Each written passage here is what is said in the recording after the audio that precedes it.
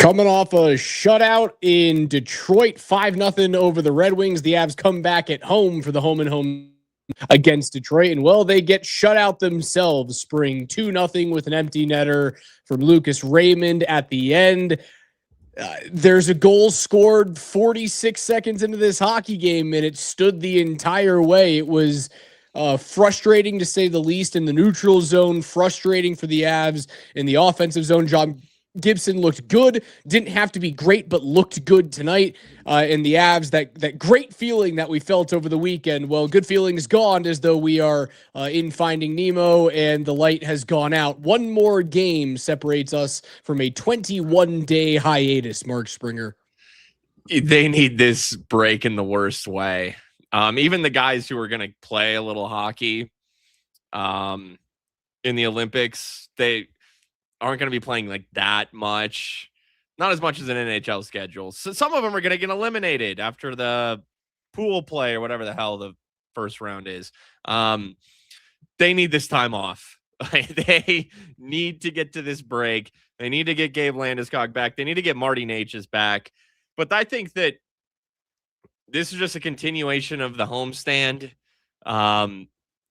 Good win in Detroit, but you know, it's funny. I say, oh, hey, you know, they might have lost 7-3 three times, but they scored 3 goals in those 3 games. Tonight they scored 0. And it's kind of been trending in this direction. The offense is stalling as a whole a little bit. No, Necas is also part of a perfect recipe for this team to finally have a night where they just couldn't fucking score. And it's obviously hasn't been those games where they're throwing 75 pucks at the net, and it feels like they were doing that every single game for the first 40 or so of this season. You get 59 shot attempts this evening for the Avalanche. 22 of them hit the net, and 20 of them were blocked. 20 of them were missed. 17 were blocked. That can't happen. That's the story of the game. I see a great comment in there. It would be real nice to get Cale Makar back. You know, the reason why Cale Makar isn't doing what he did at the beginning of the season, isn't doing what he did for the better part of last year, he can't hit the fucking net. I'm over it. He misses the net. Corners. Dude, he misses the net. Yeah. More than any defenseman, statistically. He misses the net more than any defenseman in the National Hockey League. That is a statistical fact. Now, he has the puck on his stick more than any defenseman in the National Hockey League. The other guys who will lead that category are Quinn Hughes and Zach Werenski. The guys who just always have the puck as defensemen. Cale misses the net more than any defenseman in the world, and that is a statistical fact, and it hurt them tonight. Cale had 2 shots on goal. He attempted 10. 7 of them missed the net. Yeah, I know. I noticed a handful of them tonight.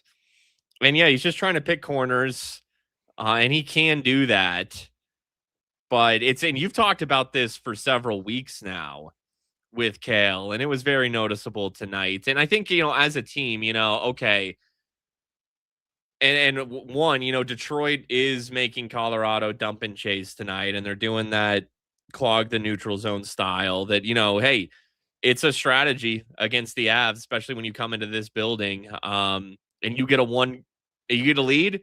Well, let's just try to protect that lead because we got a lot of speed on the other side. So let's just try to neutralize that the rest of the way. See if we can pitch a shutout somehow. And hey, they did that. They became a defensive minded team. They were actually out shooting Colorado 19-11.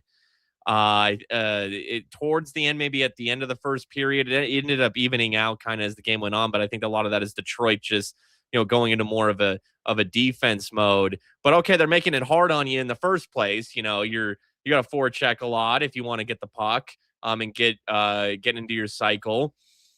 You also want to put pucks on net and fight in front with rebounds. You know, you shoot for rebounds. You know, you hit the goaltender shot on goal for rebounds. If you're missing the nets and hey, look, they got a ton of skill. Cale Makar has a ton of skill, but when you're missing nets, you're giving up possession if you don't pick those corners, because then, you know, your odds of winning those 50-50 pucks are just that, 50-50. If you put it on net, you know, At least you're in a high traffic area right in front of net where you got guys who can push guys around and maybe put something back in. If you're missing nets consistently, it just shows, man, they need to get to the break because they don't want to work hard. They don't want to go into that dirty area and work hard off of rebounds.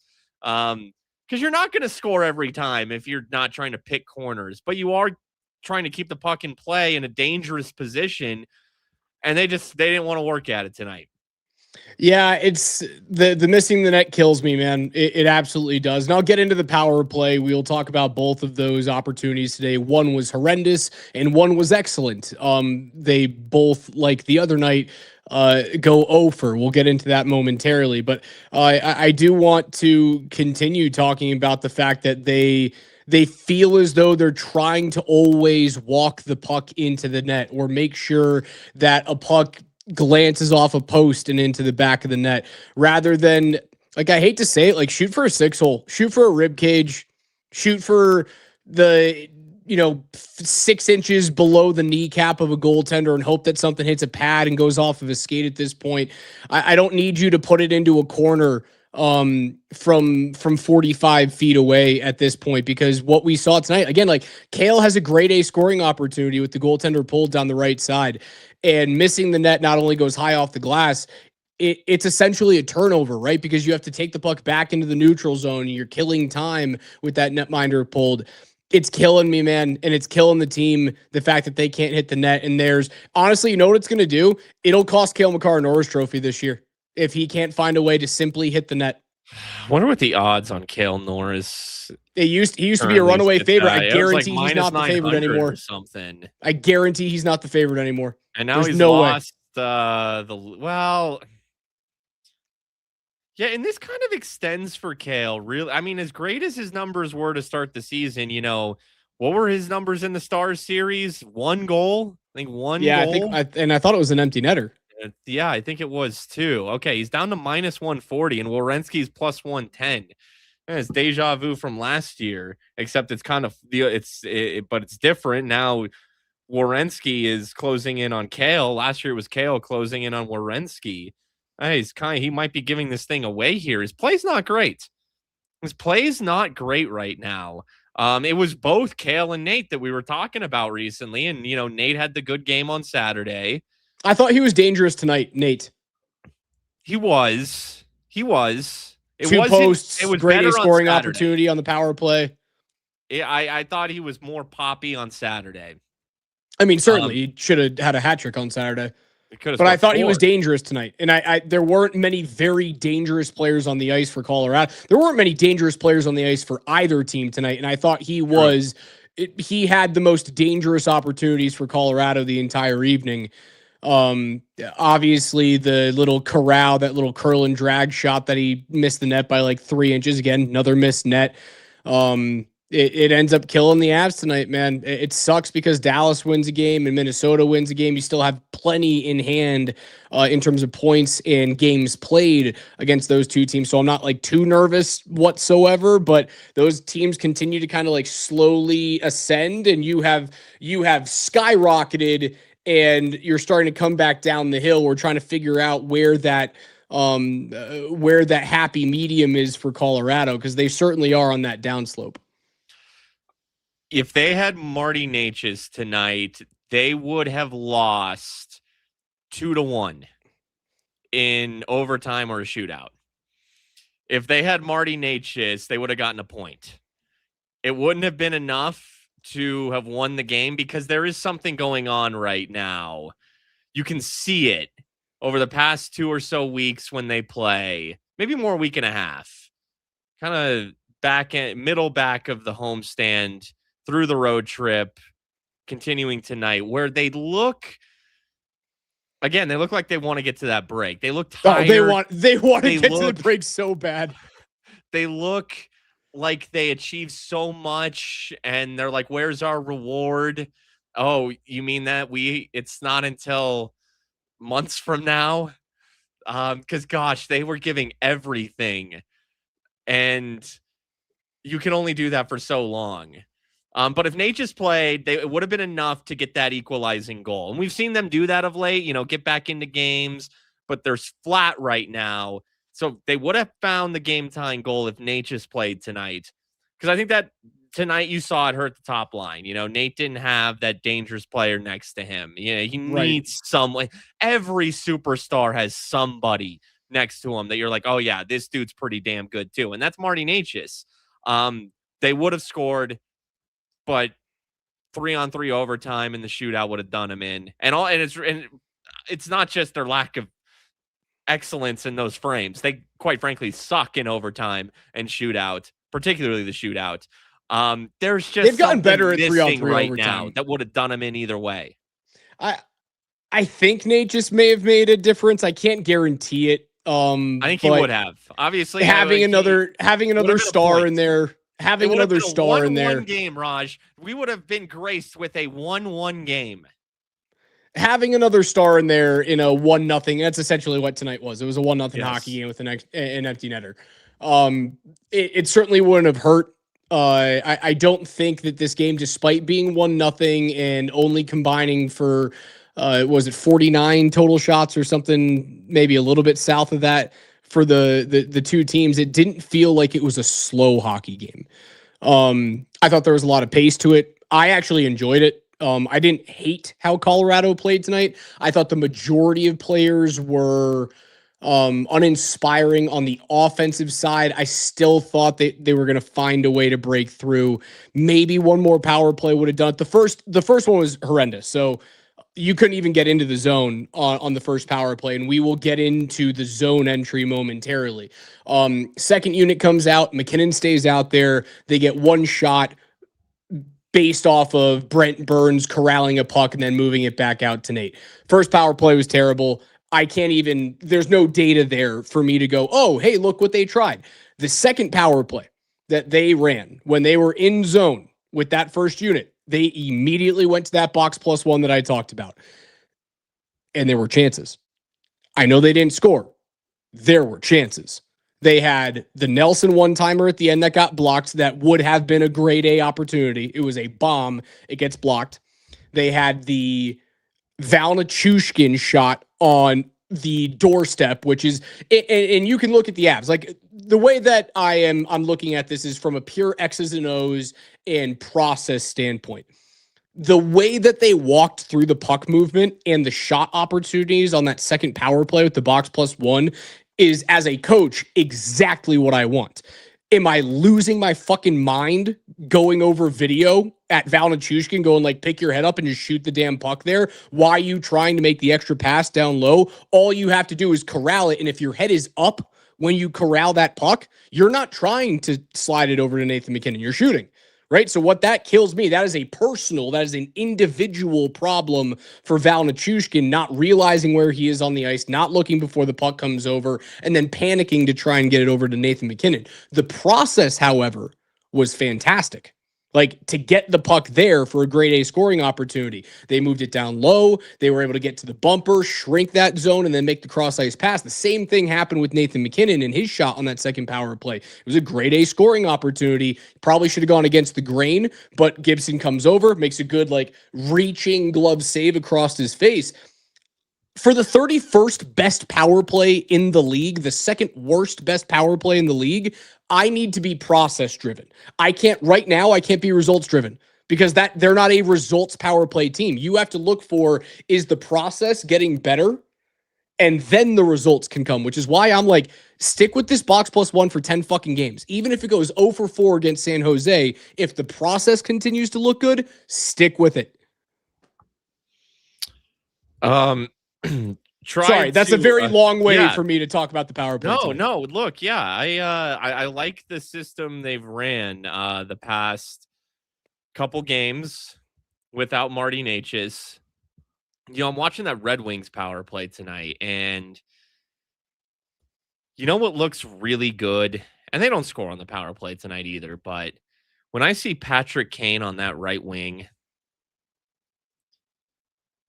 1 year, $3 million deal that Detroit got Patrick Kane on.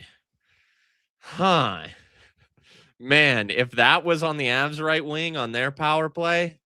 Yeah, it'd be nice. It's not Mikko, but you know he's what? a Detroit kid. I say that. He's almost 40. Mil. And he can still play. I mean, he's not. It's kind of like Brent Burns is 9 goals. And he's 41, just turned 41, and Kane's like 36, 37. But still, it's like, yeah, you can still go. You're not going to go at your peak clip, but you can still go.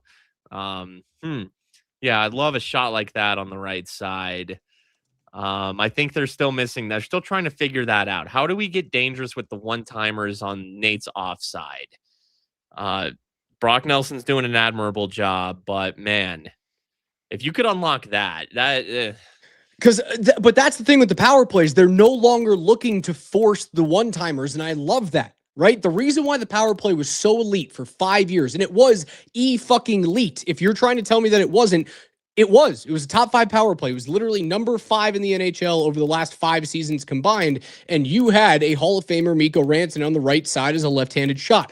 That's the reason why you went 1-3-1, because the 1-3-1 is designed to create one-time opportunities, whether it's from Cale to the outside or it goes Cale to McKinnon, McKinnon across. It is designed for one-timers. The box plus one is designed to get pucks to the net and then have people crash. I want them to do that now because they don't have the elite one-timer on the right side as a lefty. They don't have that guy in the lineup right now. So why not use 6'4" Nichushkin, 6'4" Brock Nelson, scrum player, net front guy, Arturi Lehkonen, or when he comes back, Gabe Landeskog. I would prefer to use all 3 of those lefties and get the puck moving side to side and then have Nate. Again, it's just hit the fucking net on a box plus one and create chaos in front. Like, it is so drastically different. And I see, Mel, you're making ridiculous comments in on the YouTube comments. If your eyes can't tell you that the setup that they've employed over the last 2 games is different from the 1-3-1, I can't fucking teach hockey to you. I'm trying, but I can't. Sure. Yeah. They've sprinkled it in every now and again, but they don't go with their old 1-3-1 formation because they don't have Mikko. But I don't know, maybe make Natchez more of a staple on that right side when he gets back, and he's not the left-handed shot, but it's a wing. He's a little more poppy, with his release. But like, has the power play not looked better without him? It has. You've been begging for Natchez to be off the power play, and now you want him back. What's going on with you? You're right, and I wouldn't hate. And I actually, to be honest, I would prefer if they kind of kept him off. I would, but forecasting that they're probably going to put him back on when he gets back. Yeah. So if they're going to do that, if you must, then if Jared Bednar and Dave Hackstall must, then maybe try him on the right. Just get him more of a staple on the right side. And yeah, it's not the left-handed shot, and it's a little further to net, but at least he's got a release. And again, you mentioned Landeskog, his ability to float net front to right wing and have good, smooth, as tight as possible, point A to point B movement, knowing when to rotate and pick his spots because that IQ he has. They missed that. And then Landeskog needs to be on power play 1, and he needs to be on that top line with McKinnon and Natchez. But we are T-minus 2 games, Raj, as long as everything goes according to plan. In fact, why am I even saying 2? We're 2 games from now. We're 1 game. We just got to get through 1 more game. And then as long as the worst DEF CON doesn't happen, I believe, is that 5? I've been told it might not be 5. But either way, barring nightmare scenario, everyone's back. I feel like I should know this, the DEF CON levels. Yeah, I feel like I said 5 one time, and someone was like, actually, DEF CON 5 is not the worst DEF CON. I'm like, okay. DEF CON 1 is the worst one. See, no, DEF CON 5 is the least one. No, it DEF CON 1 is nuclear war imminent. Okay, DEF CON 1 doesn't sound 5. I need to go up. Like, my heat meter goes up. 5 should be the worst. Gabe Landeskog is playing 2 games from now for the Avs. Yeah, now several weeks will have passed, and he'll have worn the 3 crowns of Sweden multiple times prior to that. Yes, he will be a medalist. I believe Sweden will medal. Bronze at worst for Sweden. Gabe Landeskog's going to get a medal. And he's playing in 2 games. Just got to get through the Sharks, and Gabe Landeskog is back. Mel, I love you. Thank you for your passion watching the show. And they're going to look, you watch there, especially after Gabe gets his feet under him playing for Sweden. So he's not going to have that like true rust of first game back. You'll notice a difference. And everyone watching, you're going to notice a difference when Gabe Landeskog is back. I really would have liked 4 points going into the break to maintain that type of break as DMAC comes in. What are the odds, everyone, that DMAC shuts our stream off this time? What's up, guys? Of course, could I hear you? No, of course. And I'm going to try to not end your broadcast, so hopefully you can hear me. And we'll see how I do here. Maybe you can just get rid of me, or I'll just stand here and say nothing because I don't want to interrupt you. But I'll let you know. The mood after the game tonight was, it was like deathly quiet. And only Parker Kelly and Montaves spoke, and it was mumbles at best. Taves was fine with it. Of course, he's back out and starting, and they give up a goal in 33 seconds. That sucked. It's the power play thing is just so annoying, and it's not like they had a lot of chances on that, but a couple, right? And they just can't get it done, and nobody really has an answer for it. Nobody. Jared Bednar doesn't. None of the players have an answer for it. Nobody. And tonight it hurt you. Blackwood actually played all right, I thought. So did Jared Bednar. Said he played great.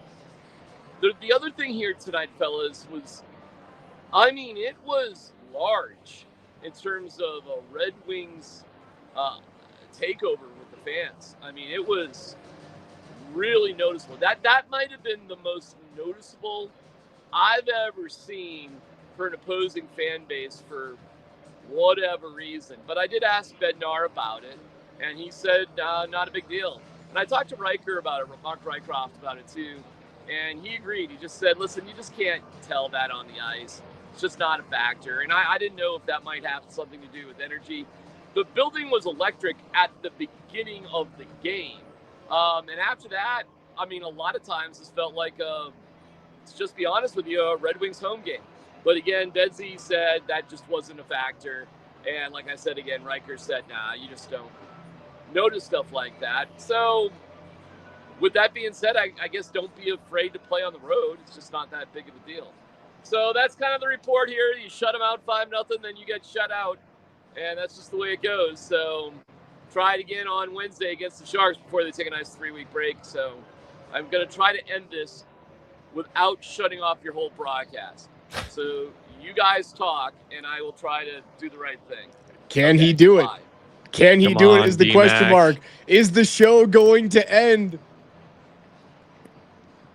We're still here, Spring. I'm optimistic. We're still here. I feel like... Is the show going to end? I feel like I need a drum roll. Man, seeing Frozen DMAC has me... Okay. Oh, yes? I have removed DMAC from the stage. Okay, good. But I don't know if we're out of the woods just yet. You're right. Because I think he's in. DMAC is still in the background of things right now, and he could just kill it in the background. He's lurking. He's a gremlin in the system. I can see him lurking, actually. He's now off screen, but we can still see him. We are not out of the woods yet. And he's on We're certainly not out of the Lights woods. He's still figuring out what to do. You know what you just need to do? I don't know. I think he's on his phone. Just like swipe up on the phone. Like, right? Turn the application off. To hit the wrong button, so he bet he says Control Alt Delete. I really hope it doesn't end the broadcast again, man. I was heated with the power play. It's because I see some things working, man. Like I do, and it sucks because they're so terrible on the power play and they haven't scored at all that all you want is a result. I'm just trying to tell everyone that if they're going to change things, it might take a little while for this to actually come to fruition. And I don't want to be that guy because I don't think that you can go 32nd, 31st in the NHL in the power play and just turn it on in the playoffs. But it just kind of matters what you do in the playoffs. If they run it 20% in the postseason, they're going to win a cup. I want to react to a couple things that DMAC talked about. First, the Red Wings fans in attendance, which can lead in a couple directions. Look, they're one of the original six.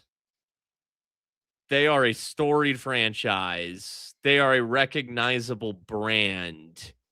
One of the most recognizable brands in the NHL. And it's honestly kind of unfortunate that they haven't been, for the sport, for the league, that they haven't been great for like the past decade. But yes, now they're getting better.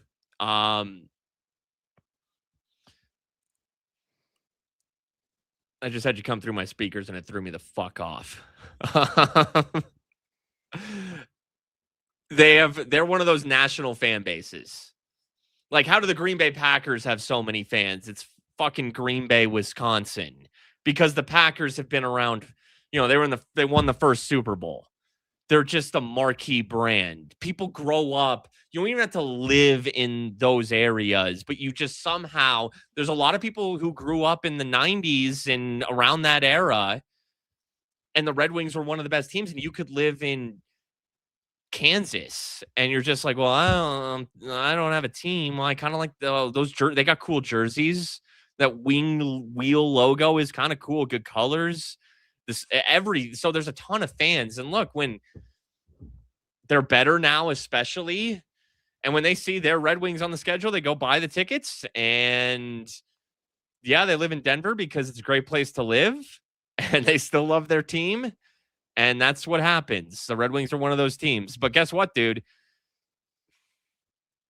Valeri Nichushkin, we've had a couple of people point this out. He gets tossed at the end of this game because he breaks his twig over the post after the empty net goal. And then Dylan Larkin, because that stick like breaks off, and I guess it's really clean fiber wood glass, whatever the hell they make those things out of. But carbon fiber. I knew fiber was in there somewhere. That's wood. That's shattering. Lucas Raymond's right there. And it's like, what the hell? Dylan Larkin's like, what the hell, dude? And he gives Nichushkin a nice little love tap on the shins. I guess Nichushkin got tossed, but okay, we got some heat. Between the two teams that are part of the greatest rivalry, the greatest rivalry in modern history in the NHL for sure. They could be in a cup final in the not too distant future. And you want to revive that thing? That's how you do it, is they got to get in a cup final together. Yeah, I think Detroit is good enough to get through the East. They would need some help. Like, someone has to take out Tampa Bay, and Florida either has to be taken out or Florida has to be injured. Tampa's a wagon, man. Like, if you want to power rank the teams in the NHL right now, I think I put Tampa Bay ahead of Colorado. I put Tampa down 1, Colorado 2. They were down 5-1 last night against Boston, who is the most penalized team in the league and ate a ton. And hey, you want to talk about the power play, though, helping you out? Tampa scores 3 straight power play goals to get back in that game. Yeah, it helps when you have Nikita Kucherov taking one-timers, doesn't it?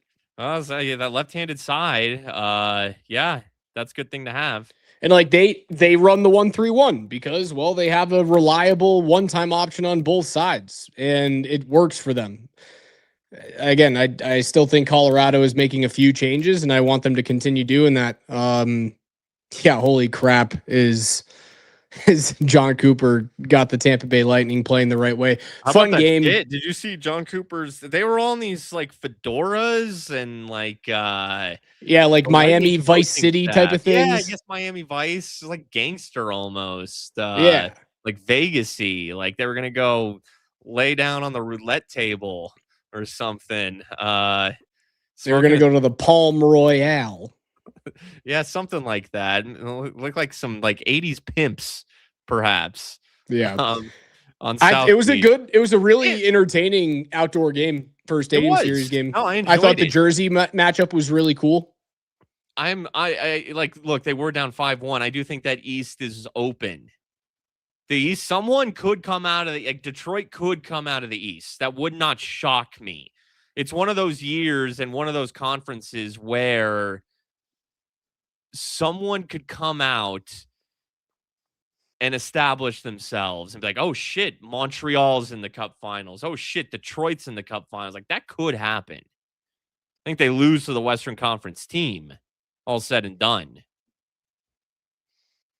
Or it could be Tampa. Or it could be Florida with Matthew Tkachuk back. I mean, Florida's got to make the playoffs. That's the thing. It could be Carolina. That could be their breakthrough finally. Carolina would be the most chalky, though, of the breakthrough teams. San Jose comes to town. Young, plucky team. Is this a game where you think they're going to hang over into Wednesday because of tonight's loss and because of the looming 21-day hiatus? Like, Wednesday feels like a game. You said this prior to Detroit. You were like, I think they could probably lose one of these or maybe both of these games on the back half of the that little 4-game road trip. I feel this way about Wednesday's game because of how good San Jose is and how ready this entire Avs team is to get the hell out of Dodge for 3 weeks and then come back and reset the season. Yeah, look, if the Avs aren't careful, Macklin Celebrini and Will Smith will come in here and fucking beat you. Like, that is very much so in the realm of possibility. But I think it's a win. I think it's an Avs win.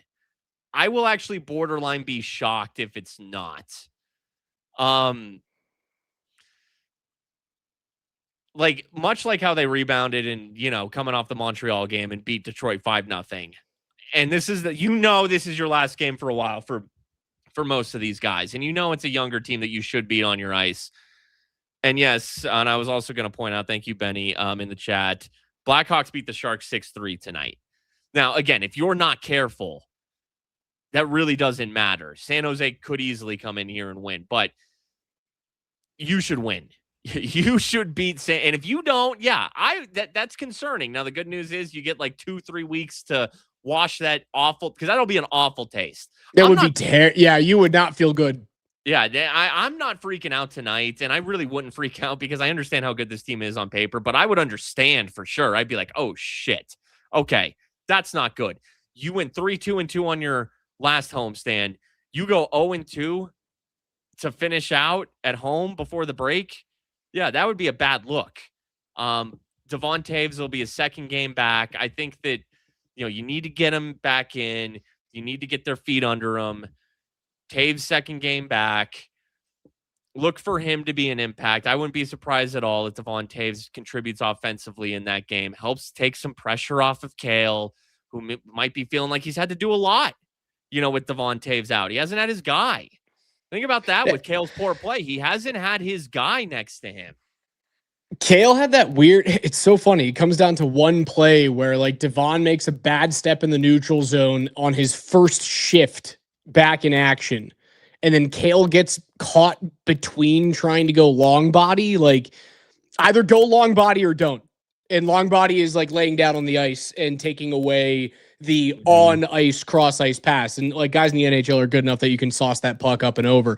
But like Cale goes down and then he kind of gets back up and it creates this like, it's not even a triangle. It creates these like 3 different areas where the puck can either get through his skate on the net side, can get through both of his skates in the middle, and then it can get through his skate and his extended hand and stick on the ice. It was this weird, like, I'm not going, but I am going, but I'm not going, but I'm not going down. Like, it was just, he got caught in between for some reason. Like, either go down or don't.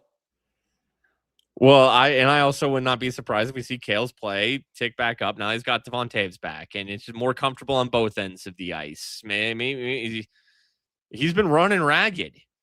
I mean, who's he even been playing with, really? Everybody but Brent Burns.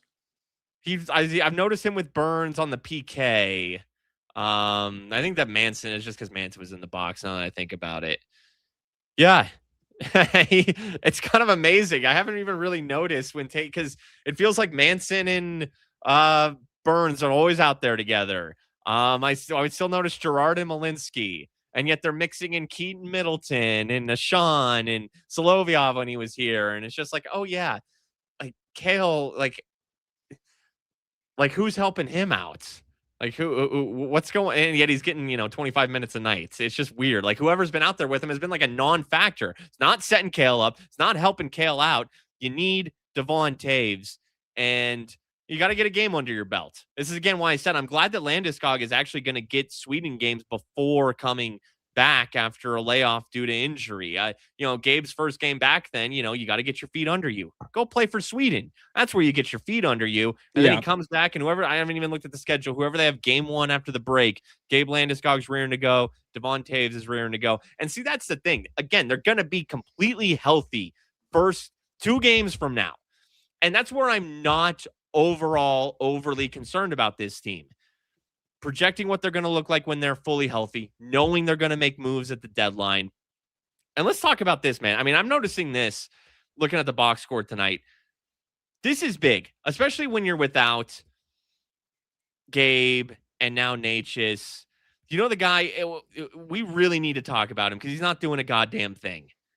And I'm not trying to pick on him, but he's the guy that, maybe he's going to elevate. Gavin Brindley, 847 tonight, -1, 0 shots on goal. When's the last time he scored? They need to make a move because for a minute there, it looked like Gavin Brindley was going to be like that. Holy shit, we struck gold card. And that's maybe a rookie wall is hitting right now. Got to be a rookie wall. This is my concern in the offseason. How are they going to replace Charlie Coyle? Well, turns out Gavin Brindley is fucking Jesus until he's not anymore. Have you seen that they are linked to maybe getting Charlie Coyle back? I had not seen that. And I don't think it would cost all that much to get Charlie Coyle again. I'd like it. Like a few mid-round picks. I would bring back Charlie Coyle on a rental basis to go, you want to come play third line center? I'll take you. I'd take it all day. I wondered, how are they going to replace that guy?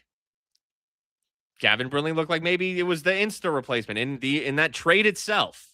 Maybe not so much, but look, young guy, he's developing. They're going to make moves. Maybe it's Coyle. It's going to be somebody. And this is we are seeing them become who they really are, which is the best team in the league, but by like 0.1%. Dallas and Minnesota are right behind them. They're the best team in the league, but the margins are extremely thin.